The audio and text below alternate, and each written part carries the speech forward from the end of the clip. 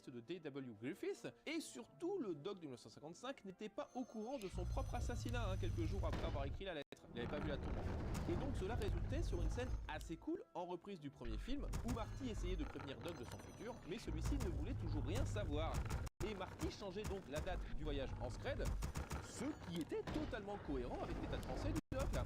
Parce que je vous rappelle que la veille, ce Doc là ne voulait rien savoir de son futur.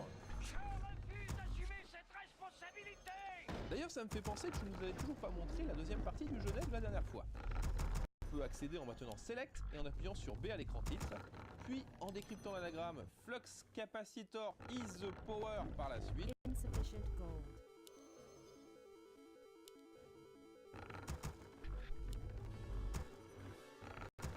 Dans l'intro, nous apprenons que nous sommes parvenus à vaincre Biff dans la partie précédente. Bah, on n'a pas au même jeu, hein. Moi je me souviens juste avoir déchiffré des trucs, trouvé des machins, et enfin j'ai jamais rencontré de boss. Et que Doc se retrouve en 1875.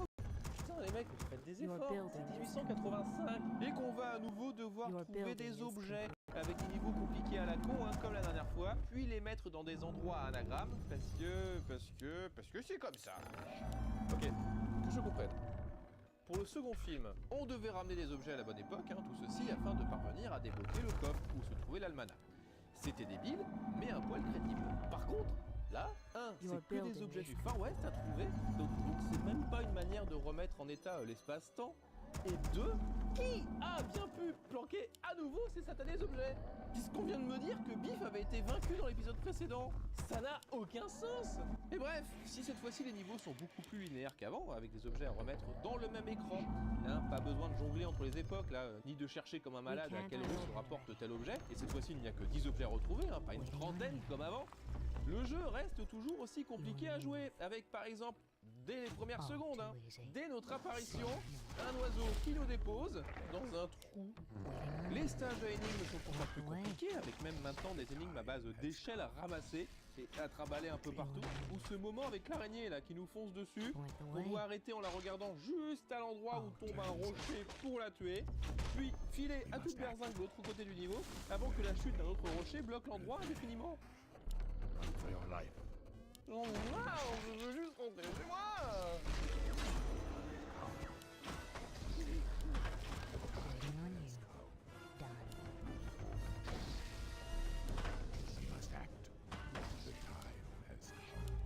Your building is complete. Command we must act. My blade thirsts. Quickly. The time has come. On n'était pas censé retrouver le Doc, Quickly. en fait. C'est pas ça le...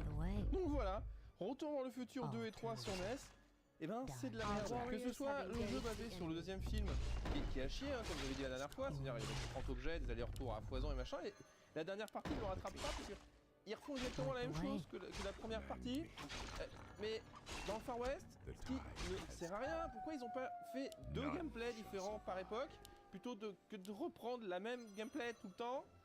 Je ne comprends pas. C'est de la merde. Bref, tandis que toute l'équipe terminait le tournage de Retour dans le futur 2, l'équipe des décors, composée toujours par Rick Carter et John Bell, fut face à un nouveau problème. En effet, le fait que l'action se déroule au Far West signifiait qu'il fallait cette fois-ci construire les décors en extérieur, et non plus au cœur des studios Universal, comme à l'accoutumée. Parce que non seulement le fait de construire la ville de but en blanc au cœur d'un endroit sauvage permettait de faire des bâtiments praticables, avec un extérieur et un intérieur, en plus, ils pouvaient cette fois-ci espacer les bâtisses, comme pour une ville du Far West. Et mais alors surtout, l'inconvénient de construire ces décors dans un studio, eh ben tu pouvais te retrouver avec des anachronismes à la con en cas de gros mouvements de caméra. Comme avec le fameux mouvement de grue du train sifflera 3 fois, qui lui est construit au cœur d'un studio, où tout d'un coup t'aperçois de curieux bâtiments modernes à l'arrière. Et je peux vous dire que ça vous annule tout l'impact de la scène. Il fut donc choisi d'utiliser des terrains non loin de la ville de Sonora, en Californie. Pour une raison toute bête. Et déjà parce que c'était gratuit, à condition de laisser les décors tels quels après le tournage, qui furent détruits en 1996 à la suite d'un orage. Comme quoi l'ironie, c'est une bâtarde. Enfin la location du terrain était gratuite évidemment. Pour la construction il a fallu débourser 2,4 millions de dollars. Et surtout parce que le lieu avait déjà accueilli de nombreux tournages de western. Qu'il était situé juste à côté d'une voie ferrée historique, non utilisée, qui sera utile pour le dernier tiers du film, et qu'une gare avait déjà été construite pour les besoins du tournage du Pale Rider de Clint Eastwood. Gare qui sera démontée et utilisée pour les décors du film. Ce qui est très drôle quand tu sais que la gare sera à nouveau récupérée par Clint Eastwood pour impitoyable. C'est assez marrant. Tu peux aussi voir Hill Valley dans le pas très bon Belle de l'Ouest de 1994 au cours des 10 premières minutes avec le saloon, la grange d'Emmett Brown et aussi un gros plan large de la ville. Ah, et ainsi que chez Briscoe County Jr., la série avortée du scénariste d'Indiana Jones 3 avec Bruce Campbell en cow-boy. Voilà. Et le fait de situer l'action du troisième film dans l'époque du Far West permettait également de considérer la ville comme un personnage à part entière, en en montrant ses débuts, afin de boucler la boucle, encore une fois, de la trilogie. Et ainsi, mis à part l'hôtel de ville en plein milieu, qui attend impatiemment sa fameuse horloge, nous pouvons voir ici les fondations de ce qui deviendra le futur cinéma Essex, qui montrera des années plus tard The Cattle Queen of Montana, encore, 50, puis surtout les Dents de la Mer 19 par la suite. Et on note aussi que le salon est même moins que et dans le reste des clins d'œil au futur Hill Valley, notons la boutique en acheté de Statler, avec les chevaux là, qui deviendra Statler Studebaker en 1955, Statler Toyota en 1985, on a aussi le fameux H. Jones Menure Bowling de 1885, qui deviendra G. Jones Menure en 1985, qui est nommé en référence à Dennis E. Jones, qui était le préposé à la production du film. C'était lui qui s'occupait du budget. Toute cette ville se révélant lors de l'arrivée de Marty McFly dans Hill Valley, qui, pour l'anecdote, est filmé exactement de la même manière que l'arrivée de Jill McBain dans Il était une fois dans l'Ouest, puisque c'est exactement le même plan. Le film fourmille d'ailleurs de références aux anciens westerns. La scène de bal avec Doc et Clara est calquée sur la scène de danse entre Henry Fonda et Cathy Downs dans La poursuite infernale de John Ford. D'ailleurs, Mary Steenburgen s'était blessée durant la répétition, ce qui fait qu'elle a un pied bandé durant toute la scène.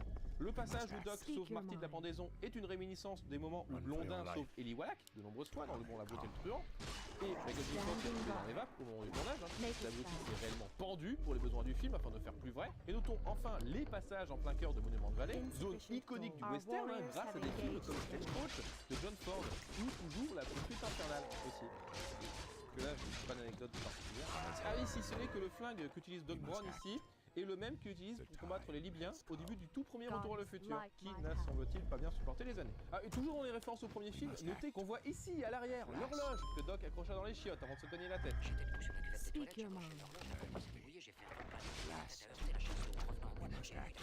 Et qu'on revoit également la maquette de la ville avec la petite DeLorean dans la poubelle.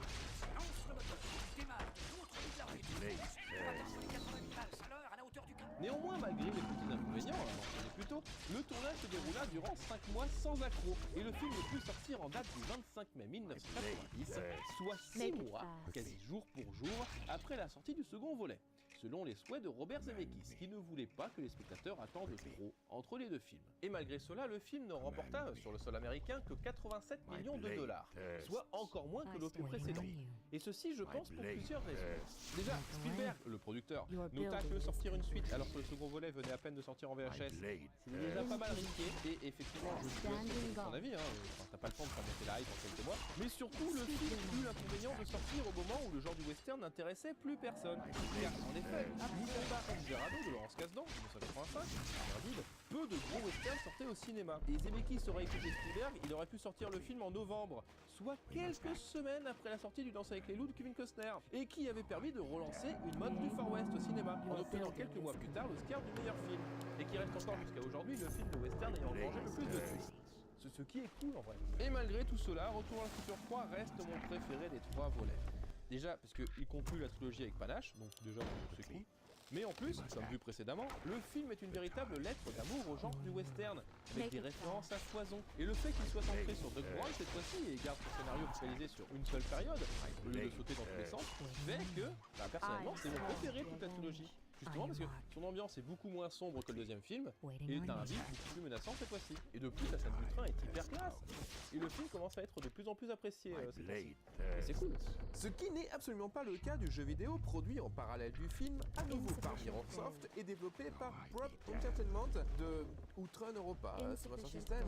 Ouais, ça ne nous rajeunit pas. Et comme le joueur du grenier a déjà fait la version Master System, faisons la version Commodore pour comparer. Your building is complete. Speak your mind. Et le jeu commence par la même image chelou que la version Master System, avec Marty qui nous fait un AVC tandis que Doc se laisse pousser la barbe. Alors comme pour Retour vers le futur 2 de la même compagnie, le jeu est en vérité une compilation de 4 séquences, chacune reprenant une scène du film.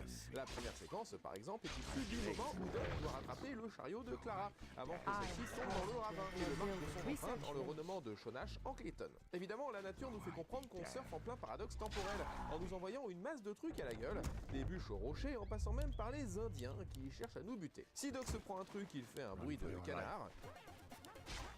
Tandis que ce pistolet, on de la mer. Ici dans la version Master System, on peut néanmoins trouver des bonus sur la route. Ici, nada.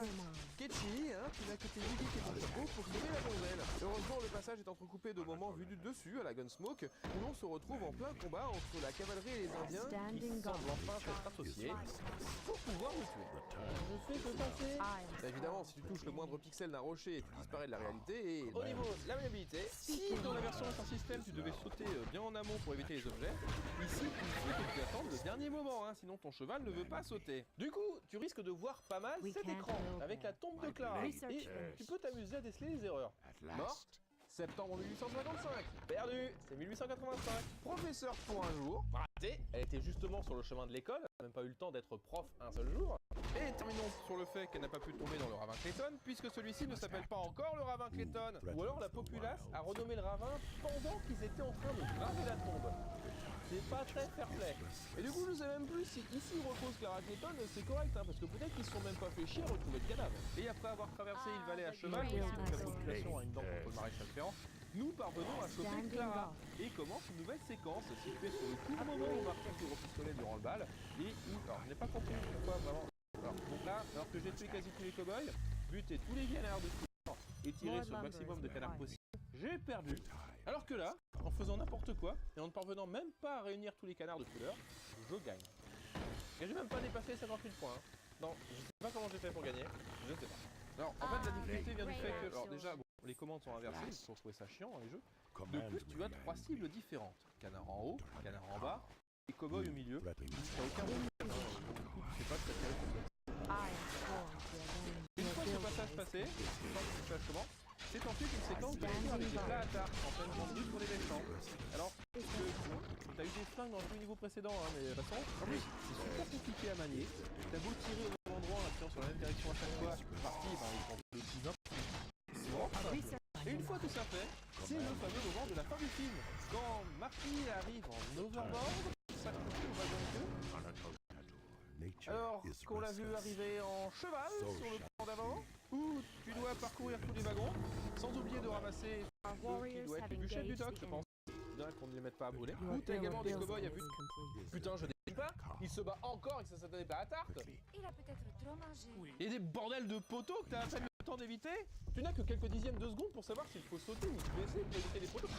C'est ahurissant de débilité, ce machin. Le moindre saut raté, tu chutes. La moindre barre, tu chutes. Le moindre bandit, tu chutes. Et à chaque fois que tu chutes, ton overboard te ramène à perpète. Alors que, franchement, qui a utilisé l'overboard? Eh ben, autant aller directement dans le wagon de tête. T'as même si...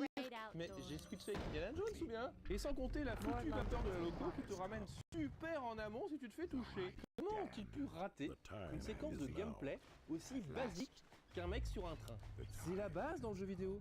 De Cool Spot, à nord et sud, en passant par Sunset Riders, Turtle in Time, Metal Slug, même Indiana Jones c'est la dernière croisade, sorti pourtant quelques mois avant, sans avec les honneurs. Et puis déjà, qu'est-ce qu'il leur a pris de faire un niveau qui se déroule de droite à gauche? T'as jamais vu ça dans un jeu vidéo? Et tout ça pourquoi? Une fin minable, où on te demande juste de relancer ta machine si tu veux rejouer. Non, je veux pas rejouer, et sur tous les supports que tu le même jeu, mais à chier. Et avant de se quitter et revenir pour une dernière partie, je sais pas quand, histoire de terminer quand même cette série animée, concluons par les anecdotes en société, comme le fait que les titres de films à l'arrière au grading, la toute petite, sont non seulement 3 titres de films produits par Universal, comme Retour vers le futur 3 qui est tout de suite produit par Universal, mais de plus, Francis in the Navy ici est également le premier film où apparaissait Clint Eastwood. Et oui, d'ailleurs, notez qu'on voit aussi dans la même scène des posters de Revenge de Predator et de Tarantula, sorti en 1955, avec à nouveau Clint Eastwood dedans. D'ailleurs, amusez à la fin du film, le ravin Clayton est renommé Clint Eastwood. Bravo, en référence à Clint Eastwood. Oui, Pedro, je pense que ça va.